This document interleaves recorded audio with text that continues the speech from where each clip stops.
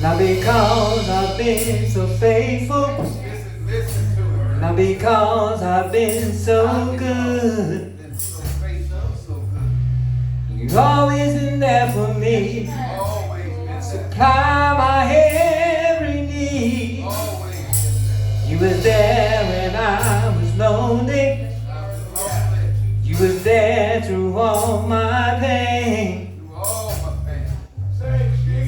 Guiding my footsteps, shelter from the rain. It was you, never not complete. You are to me my everything, and that is why I sing. Ooh, Jesus, I love you. Yes, I do. Because you care. I couldn't imagine if you weren't there. I love you. Jesus, I love you. Yes, I do. Because you care.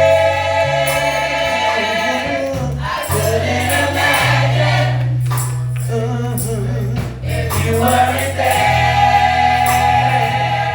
You are the joy of my salvation. You're the peace in my storm. Your loving arms protect me, shelter me from harm. You are Alpha and Omega, the beginning and the end. My strong tower, my dearest and best friend. It was you made my life complete. You are to me my everything, and that is why I sing. Ooh, Jesus, I love you. Yes, I do. Because you care. I couldn't imagine if you weren't there. I love you. Jesus, I love you. Yes, I do. Because you care. I couldn't imagine if you weren't there. I love you, yeah. I love you, I love you. Jesus, I love you, I love you. I love you. Jesus, I love you, I love you. Yes, I do. Because you care.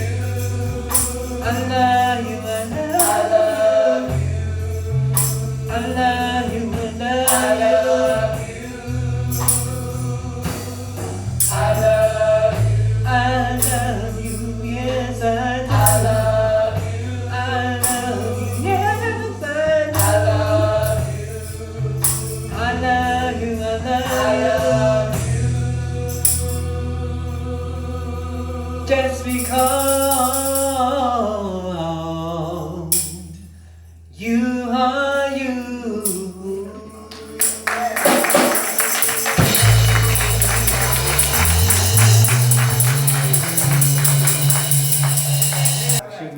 song.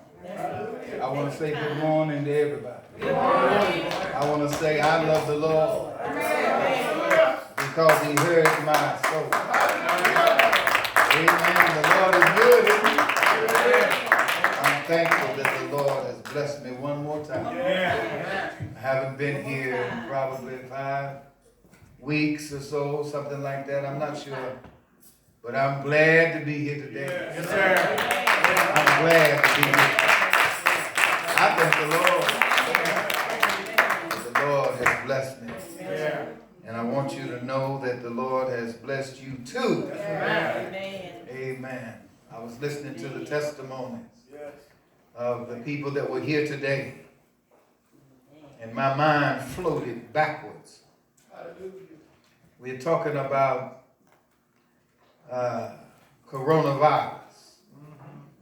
And then my mind floated back and I got to thinking about when I was a teenager. There were many, many things that I should have stayed away from. And I kept on going toward it. Anybody know what I'm talking about? Anybody know what I'm talking about? And then you sitting here looking at me. I'm going to start calling your name in a minute. Go ahead. There are a lot of things that you should stay away from, but you kept on going. Amen. And now here we are again, being told to stay away from it. But we kept on going. This is the positive side. The Lord is a way maker. God took care of us when we were just as bad as Jesse James. Amen. Amen. We had a whole lot of mess on our minds, a whole lot of foolishness to involve ourselves in. But God blessed us with his love. Yeah. It's his love that won't wear out. That's right. I thank the Lord for him loving me. Yes. Now I know we sing about that when we used to have the band and singing all them beautiful songs and all different ones talking about how much they love you and love this one and love that one. But it ain't real love. Go ahead. God has real love. Amen. Because God will keep on even when you turn around and disappoint him time after time after time after time. He keeps on loving us. Oh, yes, he does. And I want to say to you today, and I shouldn't be too long. And one thing I want to say is have faith in God. Amen. Yeah. Have faith in God. Yeah. Amen. Because faith is believing what God said. Go ahead. God said some things that we have to keep believing in even when we don't feel that we are getting a reward for it. Go ahead. I heard one of the testimonies here, and I remember meeting this lady right here. She came here with 3 beautiful children. And I remember when she arrived and just, little bitty kids. And you still little bitty. The young one, you still a little bitty. But it's just beautiful to watch God bless you and watch you grow. Amen. And it's beautiful to watch children grow. Amen. But God said no in the first place, and he allowed Satan to keep that from you. But just give God some time on things that you've been waiting on. Go ahead. Now, I'm here because I said, I don't care if nobody else comes to church. I'm going to be here. All right. God spoke to me in my bed and told me to come today. This is the day. And I'm brave in my spirit. Go ahead. I'm brave because I was raised in a place they call the Red Brush, where 2 and 3 guys would jump on you. 2 and 3 guys. And you had to fight. Oh, yeah. Or they'd knock your teeth out. Yeah. And I want you to know that I learned how to fight in the Red Brush. And I want you to know that spirit inside of me is still there. The old body is failing, but that spirit inside is still there. Went to the doctor over here at the hospital. The doctor I was over at the cancer center. Well, I've had several surgeries. Oh, yeah. And everything don't come out over the air. Everything don't come out, you know, they'll tell you that you got a little bit of something and it comes out, it's a big something. Yes. But that don't mean that I'm going to quit because you tell me it's a big something. Oh, yeah. Am I right? Yeah. Amen. Am I right? Amen. I thank the Lord. And just because it's a big something don't mean that I'm going to back up and lay down and just let you, I still got a fighting spirit. Still got a fighting spirit. You know, that Red Brush experience is still there. Yes, sir. Got to keep fighting for the Lord. Amen. Because this body I got, he knew about this body before he sent it into the world. Amen. He knew this body. He knew everything I was going to do, both right and wrong. God did. And now he's kept me down through the years, and I'm here today. So I'm not afraid. That doctor looked at me asking me all the questions and everything, so on, and he stepped up and looked me in my face and said, "Are you afraid of me?" Now, I was sitting there quiet. Just quiet. He said, "Are you afraid of me?" I rose up off that thing. I looked at him. I said, "I ain't scared of you. And nobody else that look like you." Go ahead. That's all right. You have to learn to keep your spirit. You know, you have to watch that spirit. You rise up and next thing you know, you're going to grab somebody. And the Lord didn't tell me to grab him. Go ahead. But you have to keep yourself under the care of the Lord. Right. Now, I want to tell you this. There's another thing I know is that I have to be fully committed to God. Come on. All that I am, and all that I ever hope to be, I owe it all to him. That's right. Amen. I'm going to say that again. All that I am, and all that I ever hope to be, I owe it all to him. To him. Hallelujah. Go ahead. You see, we've got many things that happen in our lives. I didn't just start off right here at Mount Zion on this street. I remember a little place called Basoka, West Virginia. Little cold camp. And I remember the ladies that would come by the house and they would gather and they would talk about the Lord because my mother was there. My daddy was a coal miner, and I could hear her talking about, my daddy talking about my grandmother. What a great woman of God she was. My grandmother had 15 children, gave birth to 17. 15, and then her husband died. Mm-hmm. There she is in coal company house. That ain't her house. And now she's responsible for all these kids. So what's she gonna do now? So one of the boys in the 7th grade went to work down at the coal camp, at the coal company, and another one named Warren Staples used to sit right there, Uncle Bud. That's Marilyn Sims' daddy. Amen. Marilyn and Tommy got married right here. I ain't gonna tell you. Uncle Bud said, "Do you getting married?" And that's all I got to say about that. But what are you gonna do? You got problems? You think you got problems? No. She would constantly call on the Lord.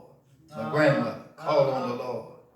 Now, they're down at the coal camp, at the coal company, working in the 7th grade, not going to school.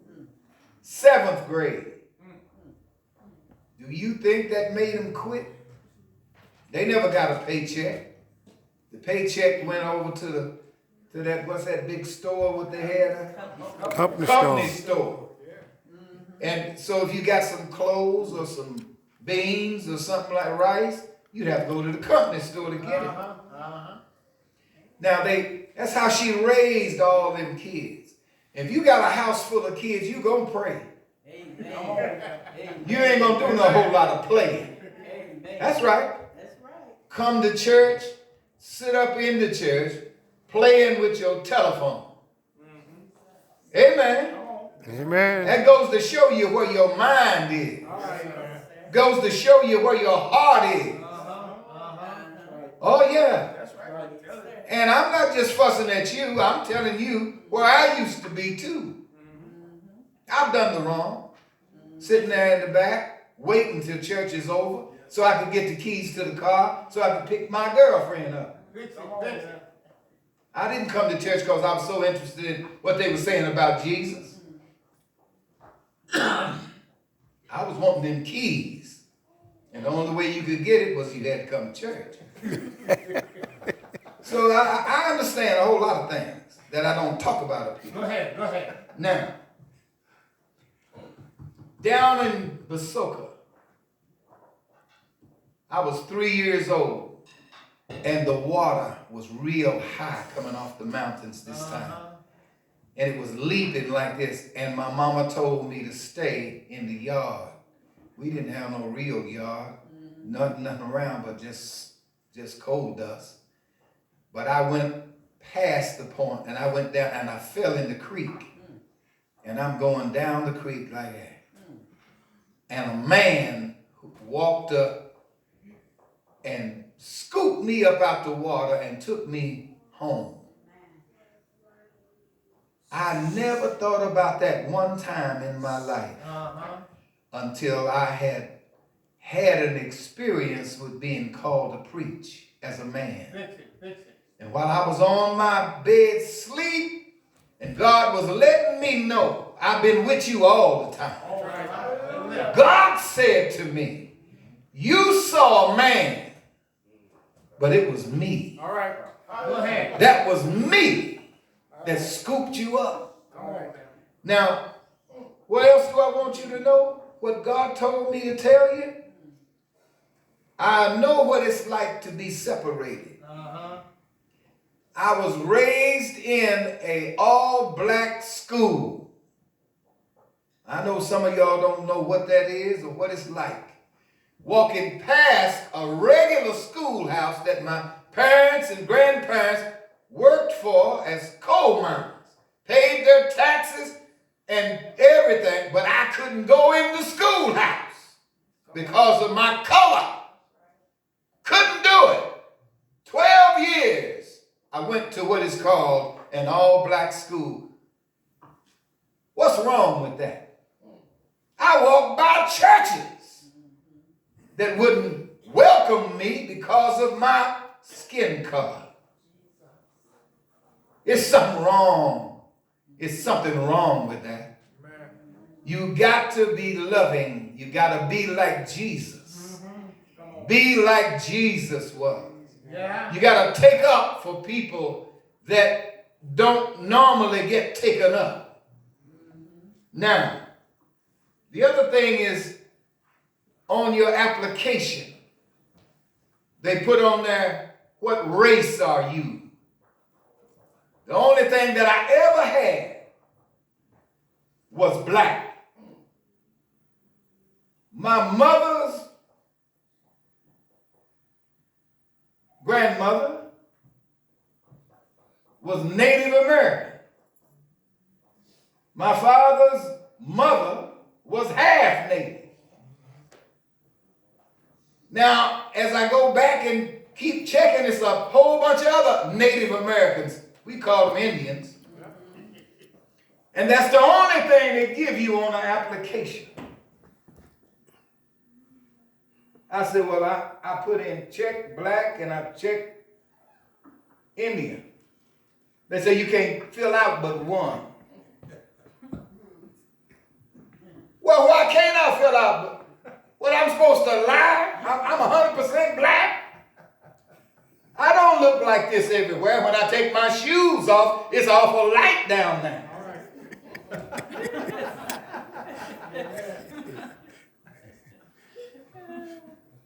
So I want you to know, help change America. Help change America. But that means you got to start with you. Because you're going to have to answer to God. I don't care who you are. You're going to have to answer to God. Born in Basoka, coal mining times, it's important to know who you are. It's important to know where you're going. Right now, you've got to understand, you're on your way somewhere right now. Fix it. On your way somewhere. When the doctor told me that I had something going to my heart, about almost 2 inches from my heart, he said, and you would have been dead. That's since the last time you saw me. Go ahead. I wasn't even sick up here.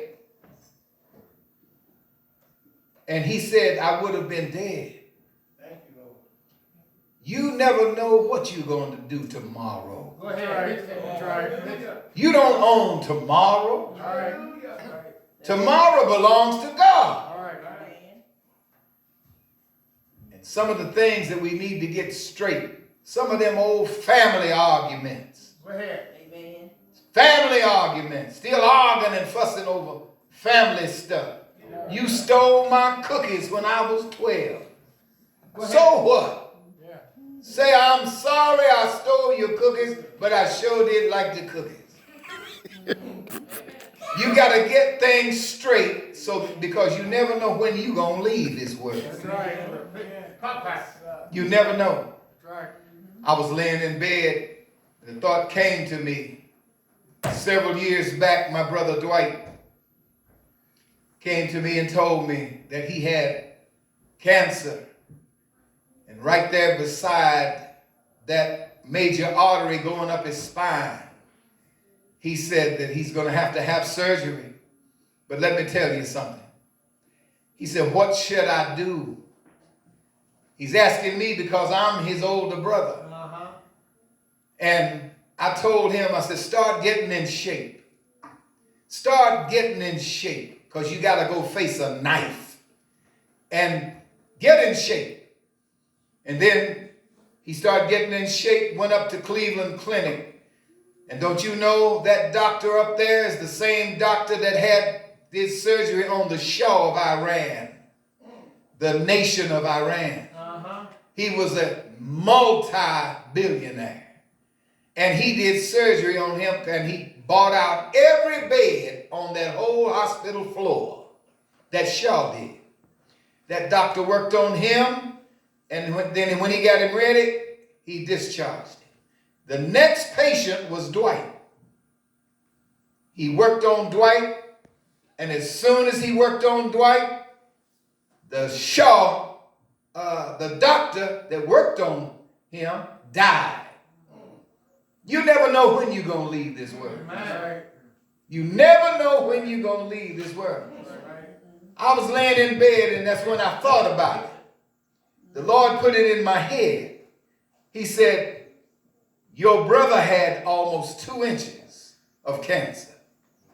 Now you've got something came through your body, which almost hit your heart, which was almost 2 inches. So it's not just about an individual. It's an attack by Satan himself. Satan wants to take you out. Satan wants to take you out. He's been working on taking Mount Zion out for quite a while. He's been working on it. But I came to let you know, you don't back up from Satan. God's got the power. God's got the power. The Lord has got me on my feet still because of God's power. The Lord's got power, I tell you. There were 3 boys in the Bible, Shadrach, Meshach, and Abednego. And they were standing there and they were on trial. And the ruler told him, said, if you don't do what we say do, we're going to kill you. And they said, we're going to do what God says do. Somebody said to me, you're going to go over to Mount Zion on Sunday? I said, I sure am. Don't you know that they've announced everywhere that you shouldn't go over there? I said, yes. But I've been in that battle before. The Lord has been my battle. He's fought my battles for me. I'm still alive because the Lord has made a way for me. I wish I had somebody to say the Lord is a way maker. The Lord is my keeper. He's my battle axe. And I'm not afraid. I'm not afraid. Satan knows I'm not afraid. I'm not afraid. I'm not afraid. So don't you think that because you don't see me that I'm afraid. Don't you ever think I'm afraid. I got power. All my power comes from God. As long as God has this old body, I still got power. Your knees will bend. Tell God what you need. Your knees will bend. Call on him. Just call on him. If you call on him, he'll move mountains for you. The Lord will dry up everything. He'll have them believing that it's too late because God done dried up everything. But no, you keep waiting on him. Wait on him. He ain't gonna let nothing happen to you. You wait on him. You wait on him. Wait on him. I want my grandbabies to know God is a healer. He's a healer. He's a battle axe. My God is a battle axe. Yes, he is. My God is a battle axe. Yes, he is. My God is a battle axe. Yes, he is. My God is a battle axe. Yes, he is. I've got to sit down now.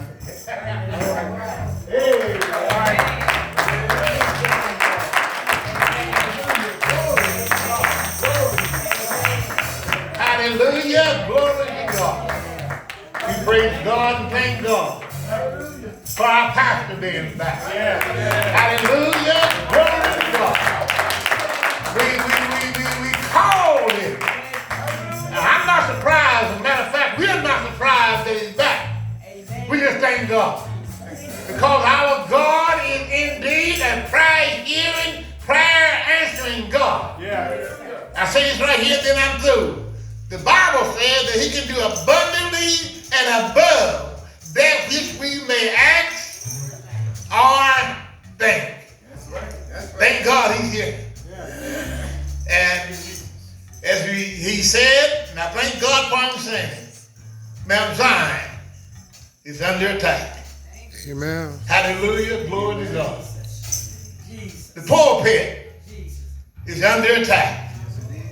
Under attack.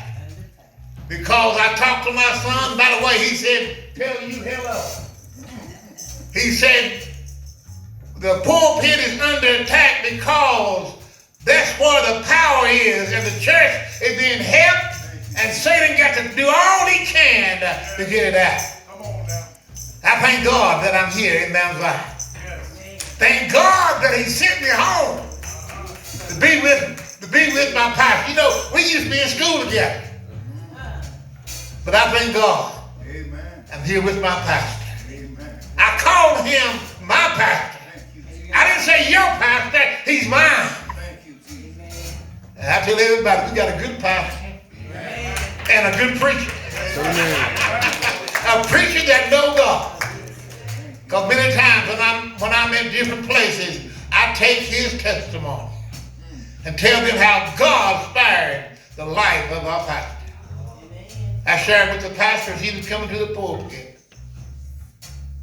I was sent home the other day, and I counted up 7 horrible accidents in the mind that's supposed to kill me.